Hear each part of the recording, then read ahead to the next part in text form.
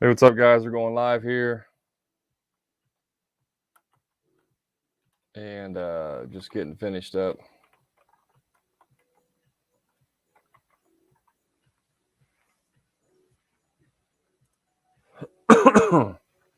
Excuse me.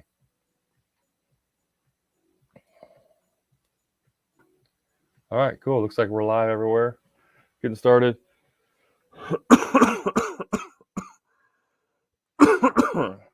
Excuse me.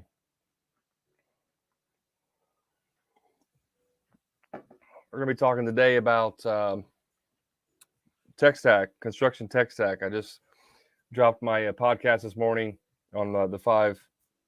Actually, it wasn't five. It was my tech stack that I use in my business, my construction business. Technology, aka software, that I use for my business to help be more efficient and be more profitable. So if you have any questions about different types of technology, software based, not hardware based, I'm not really getting into the hardware stuff, but if you got questions about different systems, different software, it's going to make your business be more easier to run, be more efficient, be productive, more productive. It's going to make it easier for you. Post your questions in the comments and I'll be sure to share with you what those are. So one of the biggest, there's lots of different types of software you need for your construction business, but one of the ones that's probably the most it's going to help you the most is some type of project management software. So something that will help you do estimates or help you schedule jobs, keep track of projects, work orders, and your estimates and your invoices and your change orders, the customer's information, pictures, things like that. Those are going to be the things that are going to be the most beneficial for your business. It actually amazes me. To this day, I talk to people, they've been in business for 10, 15, 20 years, and like they still do everything on paper. And like blows my mind. It amazes me that you're able to do that. Yes, that's how we used to do that. Back in the day when things went a lot slower, when stuff didn't need to move as fast. Guys that are still scheduling, 30 jobs a month, production jobs with one of those calendars you get free from the hardware store. It just blows my mind because with technology, there's so many different things you can utilize that makes your life 10 times easier, right? You could save 5, 10, 20 hours a week using technology instead of doing it the old fashioned way. And one of the biggest pushbacks that I get from contractors is, well, I'm not tech savvy, Brad. I don't, let me change that up. I don't do, I'm not very tech savvy. I don't know much about tech and, this and that. It's not that hard, guys. It's just like anything else that you have to do. How did you get good at your craft, right? Let me turn this light on here. Notice the lighting's looking a little weak. Hey, what's up, Jeremy? You've been MIA recently, man. Doing all right? I thought maybe you gave up.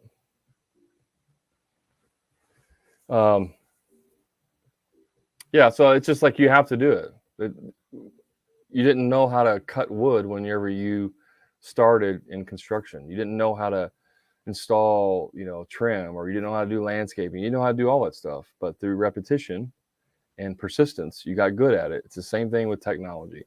So you can't be scared of it. You can't hide behind it and be like, I don't know how to do tech. I'm not very tech savvy.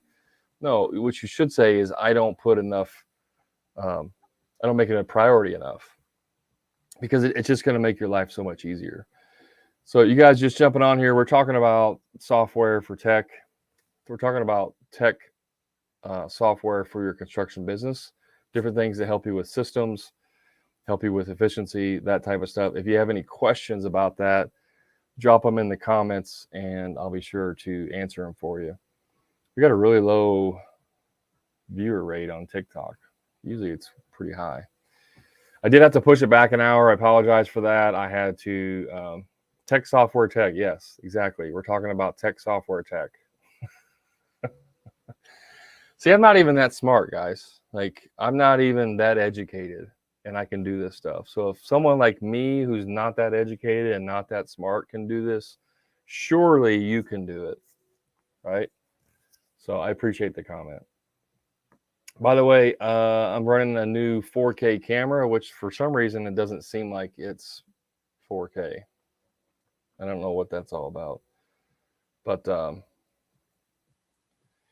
Jeremy says QBO and a good website to start. I agree with that, Jeremy.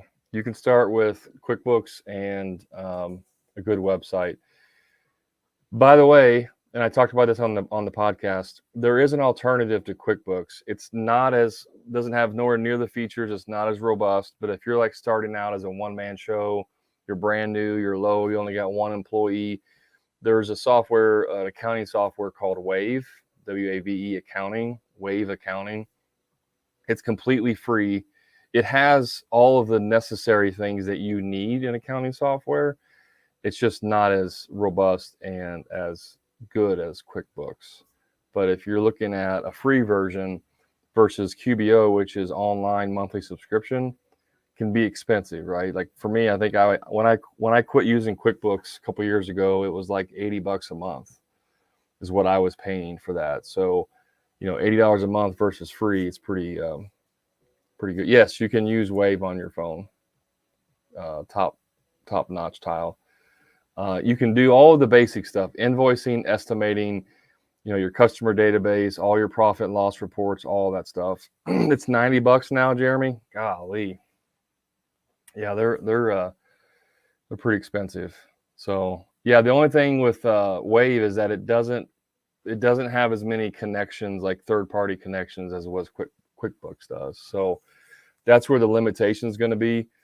But it's a good alternative to paying $90 a month if you can't afford that right now. So, and you can get started with Wave, and then when you get to a certain point, you can just export all of your data into QuickBooks if you ever want to switch. So if you're just getting started, it's definitely a cheaper, and I mean, I use Wave for my coaching business because I don't have that much of complicated. I'm not sending out invoices. I'm not doing estimates, so I don't need that functionality. But it syncs with my bank accounts. It pulls in all my transactions. I can sync them up. I have vendors and all that stuff. So it works just like QuickBooks does. What other questions do you have for me in regards to technology for your business? One of the other things I talked about is Company Cam. If you guys haven't used or seen Company Cam, highly recommend checking it out. Company Cam is a picture. It's a software that you can store all your pictures. You store all of your,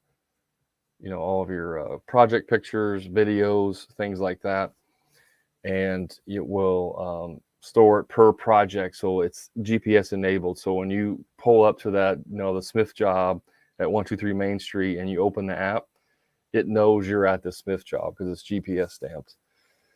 Thoughts on Angie's List? Yeah, stay away from that stuff, man. Stay away from that stuff for sure. Jeremy, I don't know who you adding Carl's. Are you having a conversation there? Garbage, run away. Hello, garbage, run away. Who are you talking about? What's garbage and what are we running away from? Shivers. Yeah, Angie's List is junk. Guys, if you're relying on third-party software like Angie's List, Thumbtack, any of those out there, get away from them as quickly as possible. Like seriously, that stuff is complete garbage. If that's what you're talking about on Facebook, yeah, 100% agree with you on that. There's very few industries where it can work, and it's not construction, like remodeling. It can work in like the handyman industry. It can work in like some repair jobs, like if you're a garage door repair or something like that. It can work in those things, but for most people, most contractors, it's not going to work. Oh, Jeremy, I got you. You're just tagging him. We're talking about Bunny's. Can't even pronounce your name. We're talking about different software for construction companies, and we were talking. Somebody mentioned Angie's List on TikTok, whether or not it was good, and we're saying no, it's not. What do you do to recommend to get jobs without spinning a top? So, okay, so Top Notch Tile. Do you listen to my podcast? If not, you should. If you go and listen to, let me look here real quick, episode 92. If you go listen to episode 92, it is 33 ways to market your business. So I literally go over 33 different ways that you can market your business. And if you're not in my free Facebook group, which is on TikTok, it's right here. If you're not in my free Facebook group, go join that. And then there's an accompanying document that I can send you. And it has all of those things in that document. So episode 92, 33 ways to market your business. That's it. That's it. And I actually added 3 more after I recorded that podcast. So it's actually 36 ways to do it. Those are the most common ways to market your business. Yeah, you're welcome. What other questions you guys got? We're talking about tech, but we can talk about whatever.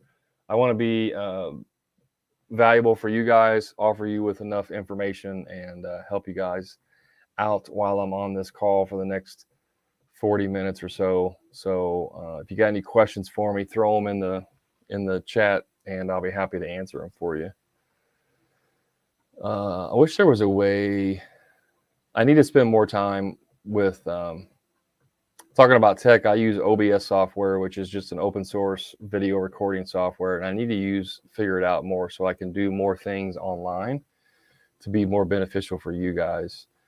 Because I know there's ways that I can share different screens and stuff, and I could share this in real time for you. But anyways. Top Notch Tile. I just left a store and was working way too cheap. Have stepped out on my own, and it's scary. Yeah, it is scary. In the long run, if you can figure out the business side of it, you'll be 100 times better off than working for someone. But you really have to separate the mindset of right now you're a good employee. You've been a good employee. Now you need to become a good business owner. And those are not the same mindsets. So with being a good employee, you're trying to make people happy. You're trying to produce a good product. You're trying to keep your customers happy. You're trying to keep your boss happy. You're trying to do whatever it takes to make everyone happy. When you become a business owner, it's not your job to make people happy, and you don't work for them. So that's what I mean by the employee mindset. So when you go work for a client, it's an equal exchange. It's not you work for them. See, a lot of people believe when they start their own business, like the client's calling you and says, hey, I need some work done. Can you give me an estimate? And you're like, sure. And you go give them an estimate. And then they hire you and you're like, oh, thank you so much for hiring me. I'm going to do really my best to make you happy, right? That's an employee mindset. A business owner mindset is, okay, you need X services. I provide X services. This is what it costs for me to produce that. The client's like, yes, I agree with that. We're on the same page and we have a like-kind exchange. And you're both, in a sense, it's like two professionals doing their thing. Now, and obviously you're talking about a homeowner who's not a business owner or professional per se, but it's not you don't work for them. Even if they hire you, you don't work for them. You work with them, and you're producing stuff. And as a return, as an exchange of you working, doing the work for them, meaning like physically do the work, not that you work for them, then they're going to pay you money to get that result. I don't know if that makes sense or not, but it's a very significant difference between trying to make people happy and understanding that you're owning and operating a business that has to make money in and above you, The business is an entity. It's not you. You're not a business. You're not the you don't represent, like, the business is not an extension of you personally, right? Business and your personal life are two different things. It does. People always want the tile guy to do more. Yeah, I mean, part of that's just knowing your value. Point, tour, head, CMT. What kind of work did you do? How do you price a job? I did remodeling. I did remodeling and also small, call them handyman jobs. But we did mostly remodeling. I did a lot of bathrooms. We self-performed as much as we possibly could. Usually subbed out the mechanicals. How do you price a job is a loaded question. It's going to be whatever your fully burdened labor rate is, whether it's you or 50 employees, it doesn't matter. Whatever your fully burdened labor rate is, meaning what it costs you for your employees to go do that job, or again, if it's you, it's your fully burdened labor rate plus whatever the material totals are. So if you have $1,000 in labor and $1,000 in material, that's $2,000 total, right? That's basically your break even for that job. You're going to take that times 2. That's 100% markup. And then you'd sell that job. So if you have a $2,000 job, you're selling it for $4,000. You sell the job, produce it. At the end of the job, you job cost it to see what you came out with. If everything was online and you had $1,000 labor, $1,000 material, 2,000 of it went towards that, and then the other 2,000 is gross profit, and then your overhead, whatever your overhead is, like your insurance and gas and all that stuff, vehicle payments, comes out of that overhead. It comes out of that gross profit. So that's how you price jobs. The hard part for pricing jobs is just knowing how long things take, and that's just experience. So whether you do an hourly charge, figure it up hourly or figure it up daily, or maybe even weekly, I don't know. But knowing how long things take is the hardest part of estimating. And that's where job costing is important, because if you bid a job, let's say you do a bathroom remodel, you think it's going to take you 40 hours to do that, 40 man hours. You get done, you look at it, you job cost it, and you realize that it took you 80 man hours. It took you twice as much. You thought it was going to take 40, it took 80. Holy crap, what happened? Then you look at it and say, what went wrong? Like, how did we end up with 40 extra hours? You figure out what that was, and then you take that information, and the next time you bid a job that's similar, you apply that newfound information to that new job and make sure that you don't do that again.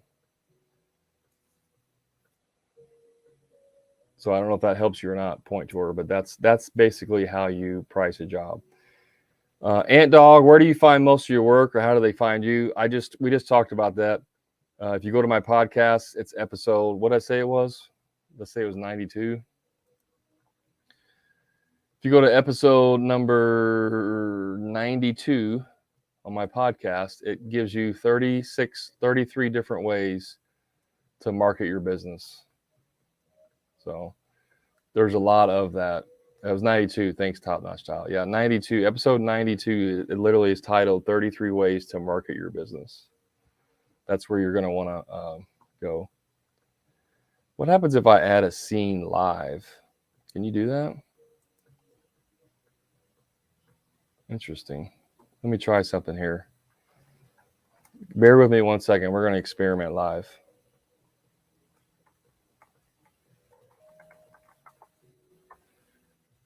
All right.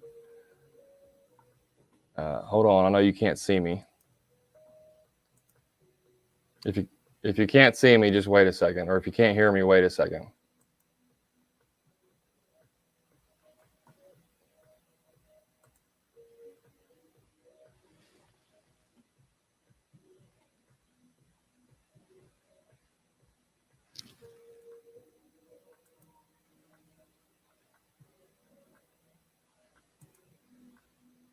Whoops.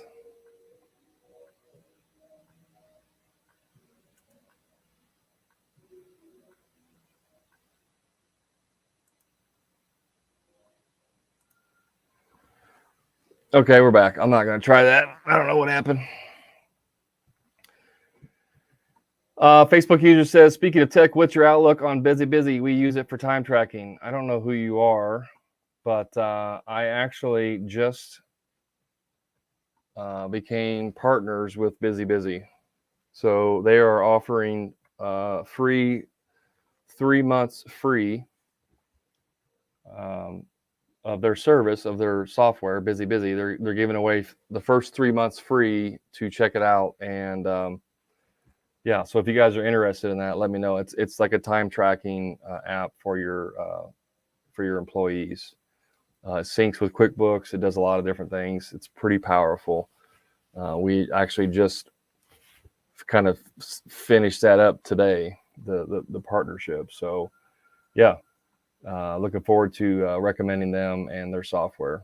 I've checked it out. It's definitely legit. They've done a lot in helping a lot of contractors with their time tracking, made it as simple as can be for their employees, because one of the biggest hurdles to technology, especially when it comes to your employees, is learning that information. And if it's too complicated, your employees won't want to use it, right? They're like, oh, this is just one more thing we got to do on top of everything else.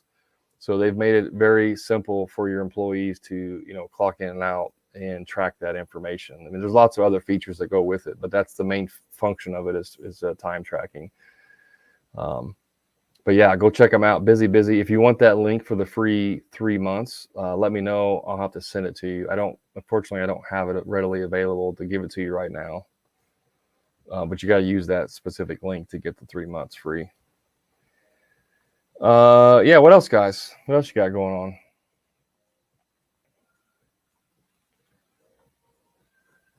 Did I miss anything?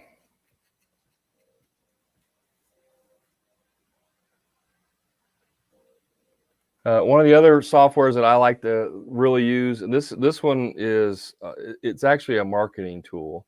So for those of you that are asking where you get work from, it's not going to help you in the short term, but it will definitely help you in the long term.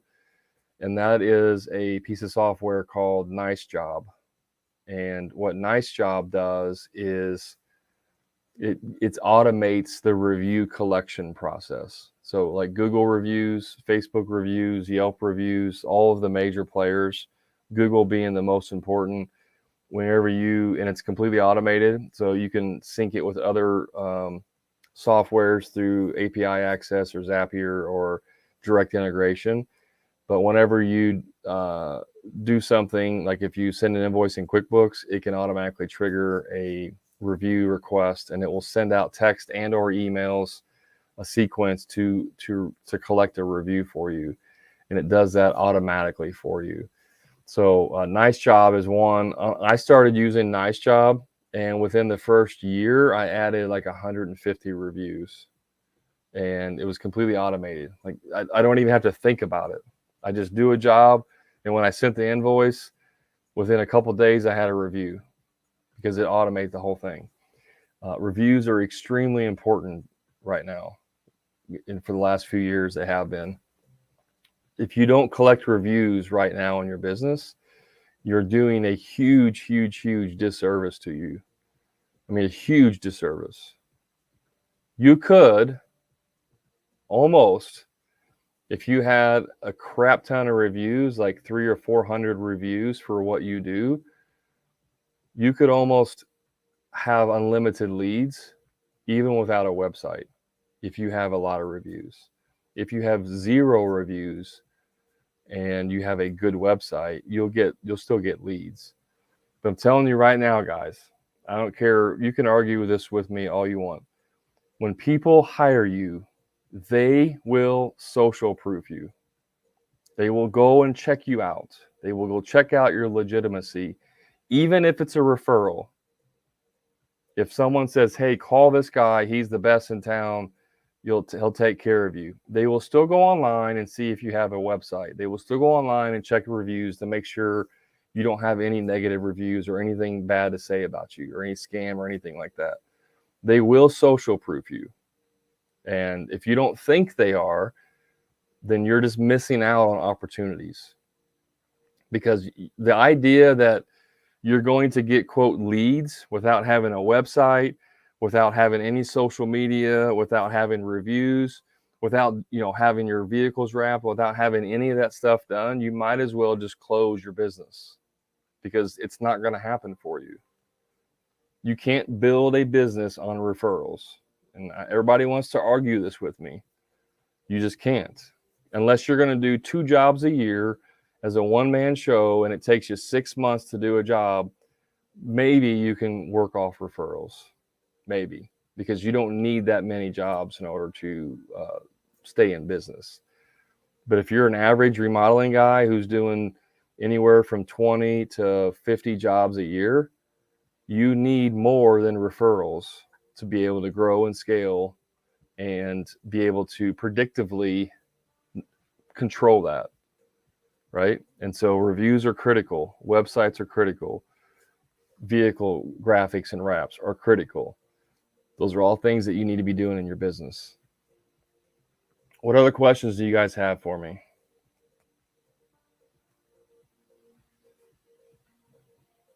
I'm gonna get a drink while you put some questions in there.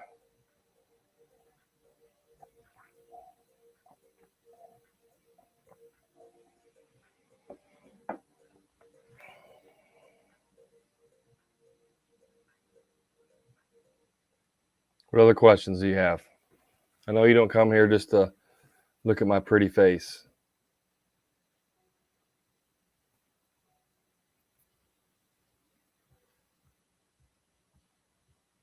Nope.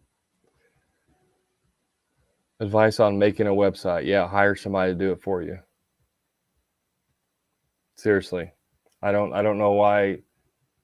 I'm not just picking on you, Top Notch Child, but I lots of people are all about, oh, I want to build my own website. Okay, you've never built a website before. You don't know what a good website looks like. And so you're going to spend 40 hours learning how to build a website, do a crappy job with it, not get any results, dick around with it some more, and then you end up spending 50, 60, 80 hours over the period of 3 or 4 months and not getting any leads from it because you don't know how to optimize it. You don't know how to do the built-in SEO. You don't know how to set the H1 tags and the H2 tags and the H3 tags and all the stuff that's required to build a website.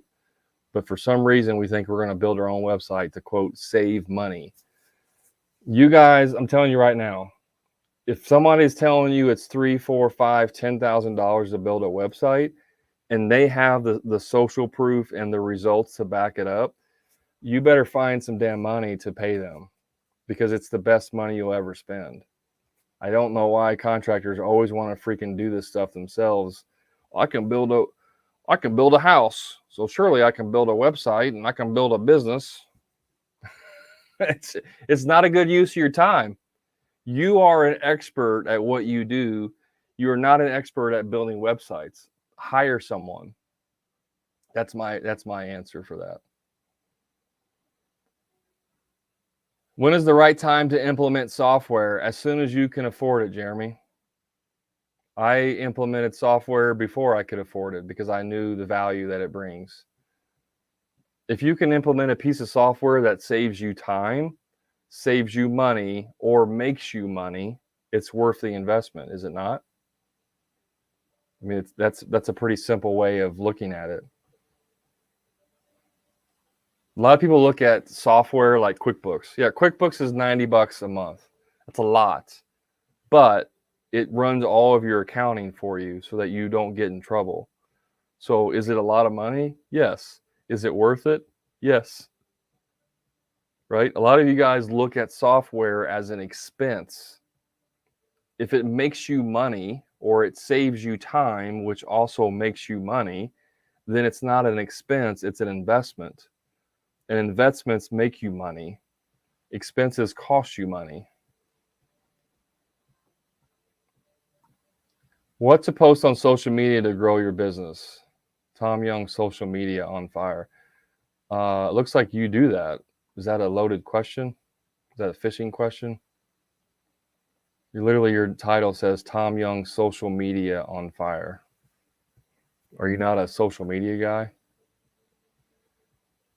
As a flooring guy, how do I target the people with money so I can mark up 100%? Mill 320. I have a flooring guy in the Profit Club who's a client of mine who in the first say 4 months of this year has already surpassed all of last year's revenue.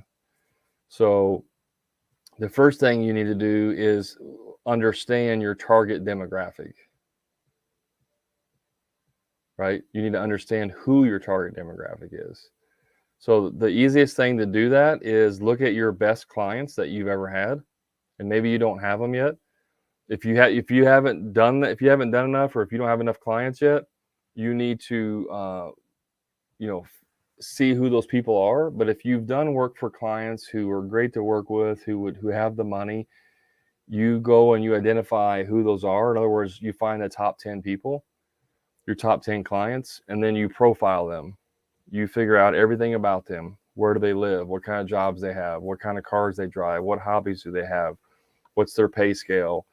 What's their family makeup? What schools do their kids go to? What education do they have? Like literally everything. Like you're an FBI profiler, right? Trying to find a serial killer. Like that's how serious you should get with your customers. And the profile, the avatar, as I call them, the customer avatar or the customer profile, you become an FBI investigator and you figure out what their profile is. And then you only target your marketing towards those people. You will still pick up other people in the process. You could target, rich doctors in a certain neighborhood, but you're still going to attract the middle income single mom. And that's okay. But if you're targeting the single income single mom, you're probably never going to get the rich doctor. So you always target who you want to go after, who your ideal client is.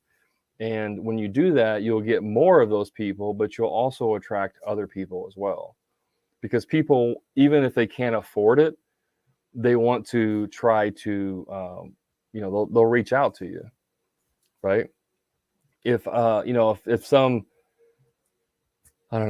actor was offering pictures for a fee down on Hollywood Boulevard, all you had to do is go down to Hollywood Boulevard at 5 p.m. On Friday, and you can get a picture taken with him or whatever it is.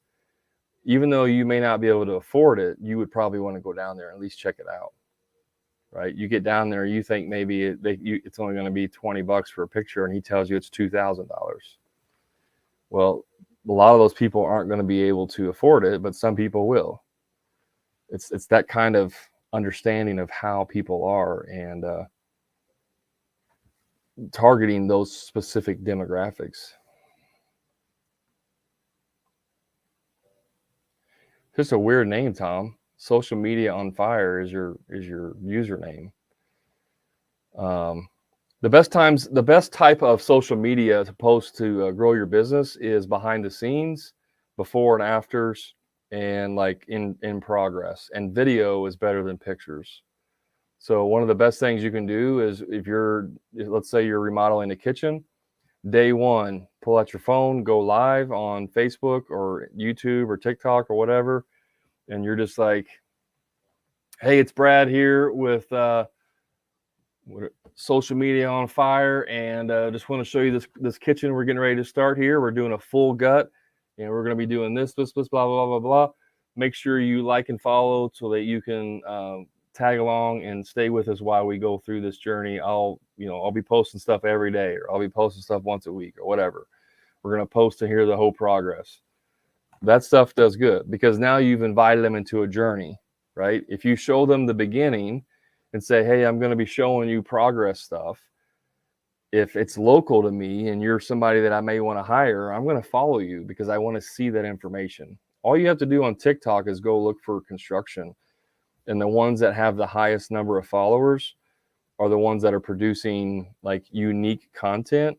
But like if you're a contractor and you just like, here's how I cut a board, you get you get 100,000 followers and a million likes.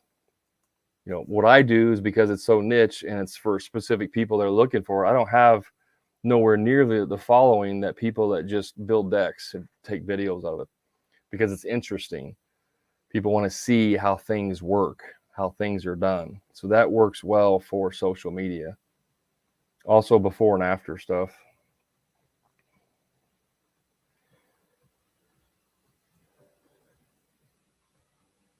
Yeah, top-notch style. You can write off all of anything that you spend on your business is a write-off, 100%. And Facebook, yeah, you can. QuickBooks is good for payroll and does all the taxes and keeps you out of trouble. There's really 3 professionals and 3 softwares that go with it. Like accounting, you guys need to have an accountant. You need to have a good accountant who understands construction and has experience. This is where a lot of people go wrong. They start a business and they're like, oh, I need an accountant to do payroll and stuff and taxes. Okay, so well, my cousin just graduated from college with she's a CPA. I'm going to use her. Wrong answer. She'll do it for free. Wrong answer. We want customers to pay us top notch for what we do, because we're good at what we do. Why would you want to do something for cheap or free for someone who's not good at what they do yet? If they're just starting out, they're not good at what they do. You're paying them for their education to try out on you, to practice on you. So when you when you need an accountant, you go and ask all the people around and say, who's the best accountant? You ask your contracting buddies, what accountant do you use? I use Jones & Jones. Perfect. You call Jones & Jones. Hey, I'm looking for an accountant. What do you guys charge? How much experience do you have? Do you work with contractors? Oh, no, we only have one contractor. Most of our clients are retail stores. Okay, you're not getting my business because you don't know the intricacies of construction. And I don't understand why this is hard for a lot of people, but you need to pay money, a lot of money, for good people. You need to pay a lot of money for a good accountant. You need to pay a lot of money for a good attorney. And you don't have to pay more, but you need a good insurance agent. I don't know why people are all like freaking want to use their family and friends and, the cheapest ones. I don't know why contractors are just cheap when it comes to their own money. We want customers to pay us millions of dollars, but we don't want to spend $5 because we're cheap. You have to pay for quality people, guys. If you do that, they will keep you out of trouble. And if you've ever been audited by the IRS, you will know that $2,000 a year that you saved on your accounting because you went with the cheap person, you will be kicking yourself in the ass, because you will realize that extra $2,000 a year would have saved you hundreds of hours of headache and probably save you $20,000 to $50,000 worth of legal fees and fines and everything else. I'm just telling you, quit trying to be cheap when it comes to people that are protecting you and your business. You have to invest in it. I paid my bookkeeper $800 a month. A bookkeeper. I paid her $800 a month because she was Profit First certified and she knew what the hell she was doing. She's very good. That's a lot of money. I could have found a bookkeeper for less than $100 a month. Easily. Could have easily found a bookkeeper for $100, maybe $200 a month. I paid mine $800 a month. And to be honest with you, it was a lot of money it was a stretch for me to pay that. And I was happy to pay that every month because she made my life 10 times easier. So the name of the game here is produce high quality work, high quality service, charge premium prices, and then pay premium prices for everything else. And if you do that, premium employees, premium, your vendors that you need, premium services, when you do that, your life will get much, much easier. The reason why people have so much trouble in small business and in construction is because you're trying to build a business built on a weak foundation of cheap, free, and shitty services on the back end. Nobody here would build a house on sand, like just lay 2x4s on the sand. Nobody here would do that, right? Nobody. I don't think anybody would just build a house on sand. You got to have a solid foundation. But for whatever reason, we got to save money. I'm going to build my own website. I'm going to hire my cousin who just graduated from college, has never had a single business in her life. I'm going to have my nephew who's never done marketing whatsoever because he likes cameras. He's going to do all my social media. My wife's going to do all my payroll, even though she's never done that before. And I'm going to build a multi-million-dollar construction business. It's stupid. That's what we do. I want everything cheap on my end, and I want everybody else to pay me top dollar. Come on, guys. You got to be smarter than that. Jason says, getting a bookkeeper was a great investment. Just don't wait to do it like I did. Cost me thousands to get my books straight. Yep. Jason, did you ever get back to me, dude? I think I messaged you. Did you ghost me the other day? I'm calling you out right now. If you ghosted me. Pretty sure I texted you. Yeah, man. Guys, sometimes I laugh because of some of the stuff that I hear from contractors. It's like a lot of times this is common sense, and I'm not trying to like belittle anybody or make fun of anybody. I'm just saying sometimes we get in our own head, and like we screw it up for ourselves. We really do. All right, Jason. Cool, man. Yeah, guys. I mean, it's a lot of this stuff is simple. Charge premium, pay premium. You ever heard of the term we sell like we buy? You guys ever heard that term? You sell like you buy. So if you are cheap, meaning like you don't want to pay premium prices for anything, you're always negotiating down. You're cheapskate, cheap ass, whatever. If that's how you are in real life, that's how you will sell your own services, because you sell like you buy. And so if you want people to pay you premium prices, you need to be willing to pay premium prices for stuff. Call it reciprocity or whatever you want to call it.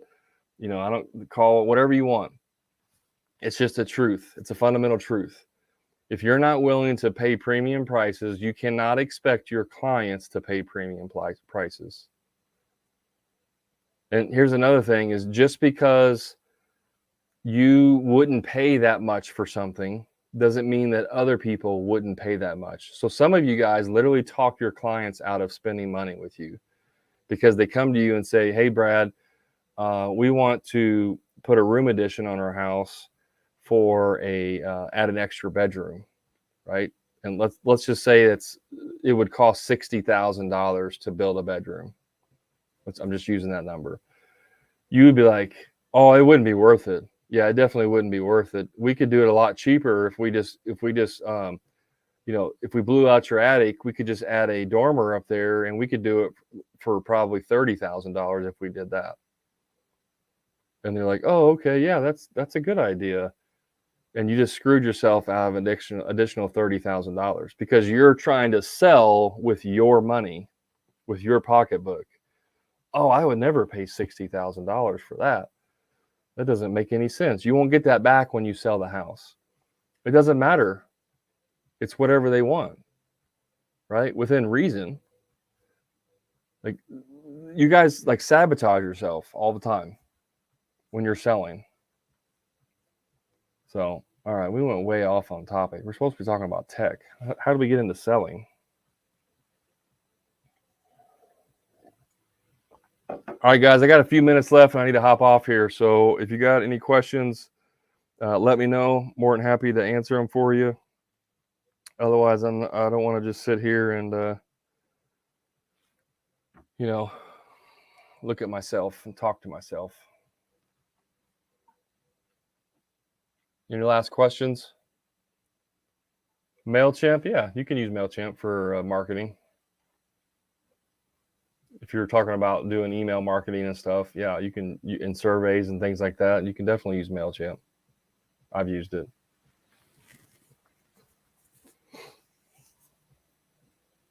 What else? When are you live? I typically go live Mondays at 4 p.m. Central. I was an hour late today because I had to take care of something, but usually it's every Monday at 4 p.m. Central. Also, Markelson, if you join my Facebook group, which is titled right here, Contractor Profit Blueprint, like you'll get notifications in there as well. Butters, great question. That's a great question. What's the best Zap integration you've used? Man, I'd have to think about this one. If you don't know what he's talking about, Zap is a term used in Zapier. Zapier is an API software. An API is just a fancy word for saying a backdoor access. So if you have different pieces of software that don't natively talk to each other, you can use Zapier if they have an integration, and it will allow pieces of information to talk to each other. It basically eliminates a lot of data entry and double entry stuff. Probably I'd have to think about that, man. I had one Zap that would, of course, I had a Zap that would automatically do my review request through Nice Job. I had another Zap that would send out, not send out, it would, what did it, I don't even remember now. My brain just totally crapped out on me. I'd have to think about that. That's a good question. Yeah. There's just so much you can do with it, man. I mean, the best app I have is right now in the Profit Club. I have it set up in the Profit Club. How many pages is a normal contract and how detailed? Dude, it can be anywhere. It can be from a single page to 10 pages. So I wouldn't say there's a normal contract. My contracts / estimates were no more than 2 pages. Yeah, you got me stumped, dude. Yours is 13. I don't think I have 13. I actually break them up. It's a trick to not. The problem with having long zaps is if something breaks, it's harder to figure out where it's breaking at. But yeah, I think the longest one I have right now is whenever someone signs up, it automatically copies a Google Drive folder. It copies all the worksheets, gives them permission to the folder, and then it emails them a link to that folder. Oh, your contract's 13 pages. I thought you meant 13 like 13 actions. Sorry, I misunderstood you. Yeah, like, so if I was a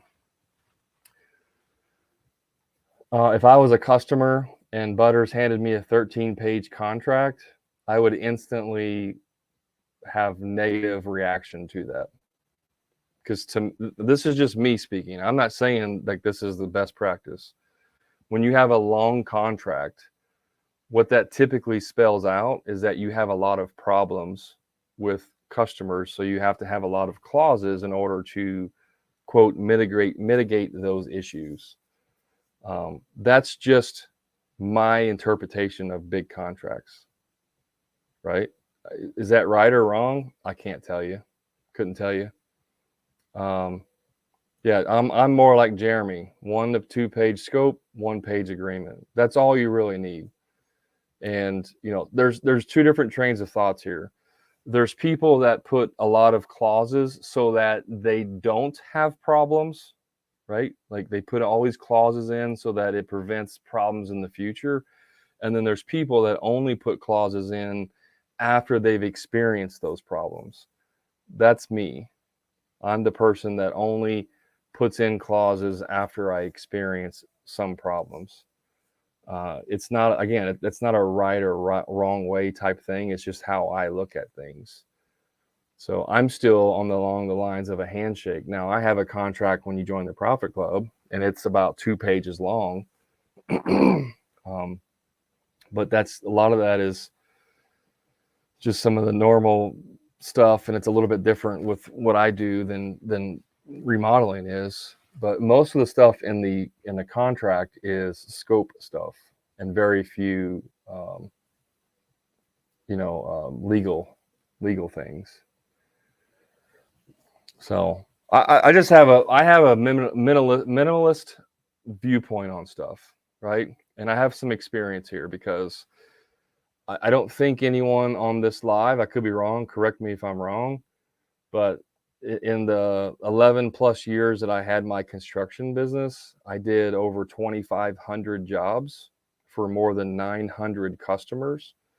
A lot of those were smaller, like handyman stuff, but upwards of, major remodeling, $40,000, $50,000, $60,000 projects.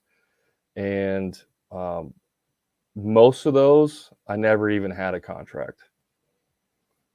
I had less than, on one hand, I can count the number of people that didn't pay me, and or I had problems with some kind of legal. I never had a legal problem ever. Never went to court, never got sued, none of that stuff. Because I understood one fundamental thing that everybody needs to understand. When you learn how to effectively communicate with people and you treat them respectfully, you won't have those problems. You just won't. And you won't need a long contract to solve all that.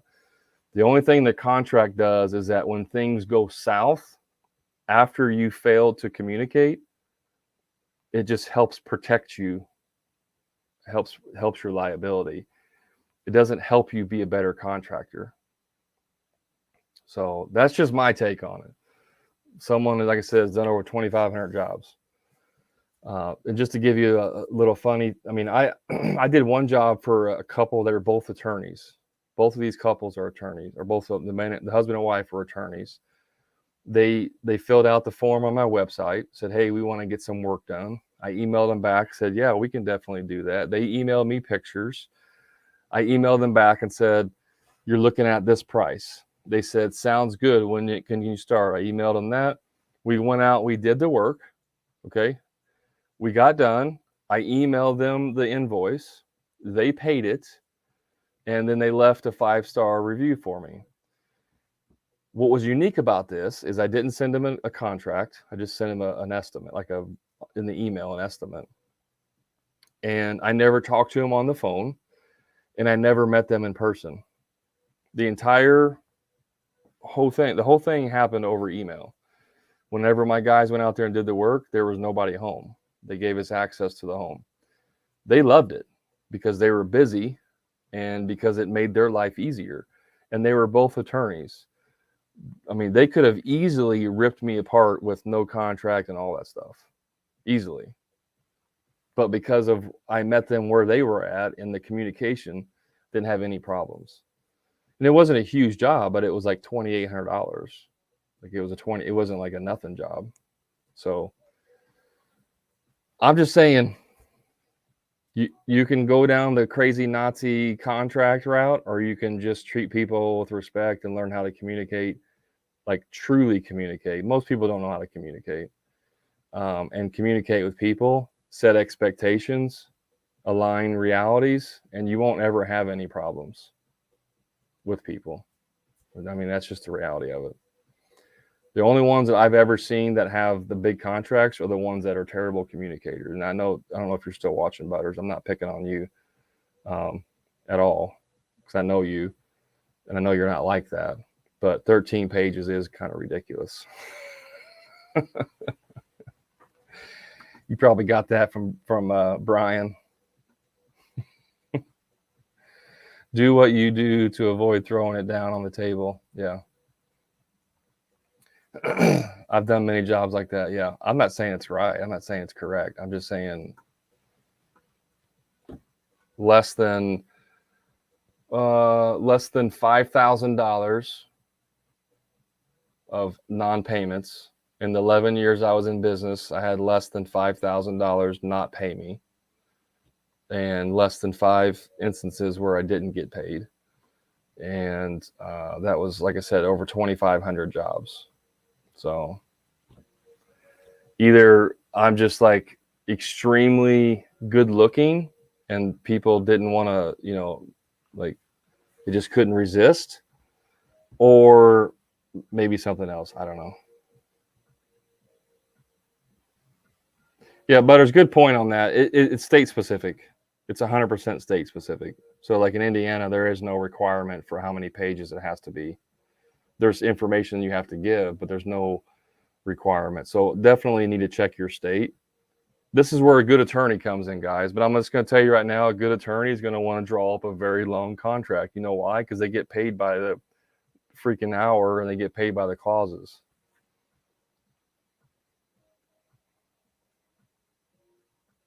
Yeah, I get it, man. I said like it's two trains of thought on like, do you want to detail every single detail in the contract, or do you want to give the basics and then use good communication to kind of handle all that? So I'm not saying that your contract's bad. That's what I'm saying. Like that, this is a personal me opinion. I'm sure a lawyer would say, no, you need all this information. Yeah, for sure. Yeah, I mean, it makes sense, Butters. That's what a lot of guys do. You see them in the free groups all the time. Hey guys, I got myself in a situation. I told this client I would do the job for $50 an hour and they would provide all the materials. And so I went into the job and I told them it was going to take probably one day, end up taking 5 days, and now they're refusing to pay me.